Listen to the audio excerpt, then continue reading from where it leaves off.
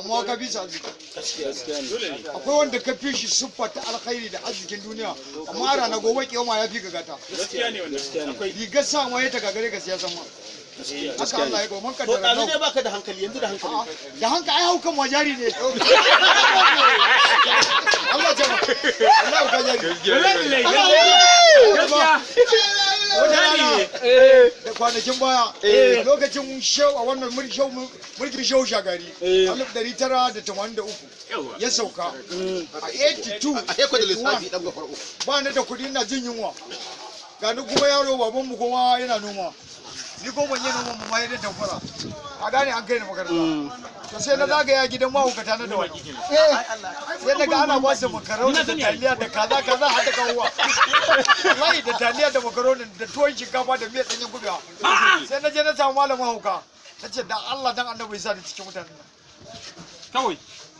kawai sai ya dauko bulala zai dake sai wani mabayi ya ce abu ya aka yi sai ya ce wani sai wai a saka shi a cikin nan sai na ya ce kyale shi menene ya saka faɗa haka sai na ce ya za ina da hankali da gemu a ina yaro ba da kuɗin da zan ci abinci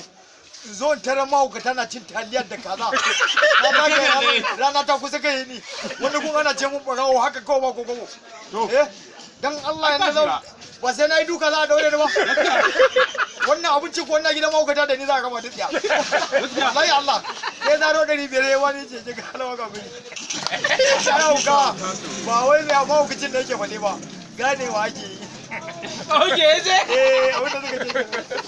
to wai yanzu da kake maganar tafiyar zuwa Sokoto ne yanzu in aka baka yanzu da wannan ya baka da misali ne mai to zuwa ina wannan zai tsaya wannan shi wannan za a iya wucewa da shi gurin fanfalikin makamata